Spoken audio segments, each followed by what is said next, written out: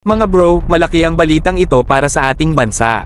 Ang Self-Reliant Defense Posture, SRDP, Program Revitalization Act na pinirmahan nitong Oktubre ay isang makasaysayang hakbang para gawing mas malakas at independent ang ating defense capabilities.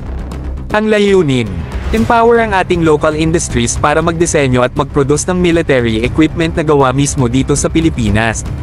Ano ang ibig sabihin nito? Una, mababawasan na ang reliance natin sa foreign suppliers pagdating sa defense assets. Kapag kaya na nating gumawa ng sarili nating kagamitan, hindi na tayo basta-basta maapektuhan ng global supply chain issues o geopolitics. Mga bro, imagine, tayo na mismo ang gumagawa ng sariling armas at equipment. Pangalawa, hindi lang ito tungkol sa seguridad.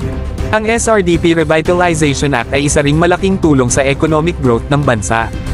Sa pamamagitan ng pagbibigay suporta sa ating local industries, magkakaroon ng maraming trabaho para sa ating mga kababayan, mula sa engineering hanggang sa manufacturing. At syempre, hindi mawawala ang strategic benefits nito para sa ating armed forces. Kapag lokal ang production, mas mabilis ang supply at mas madali ang maintenance. Hindi na kailangan maghintay ng maraming buwan para sa mga imported parts. Ang resulta, mas handa, mas mabilis, at mas maaasahan ang ating military. Sa ganitong hakbang, ang Pilipinas ay nagiging higit pa sa isang consumer ng defense tech, tayo na mismo ang magiging producer. Isa itong statement na kaya nating tumayo sa sarili nating mga paa habang pinapalakas ang ating depensa laban sa anumang banta. Stay tuned mga bro, dahil simula pa lang ito.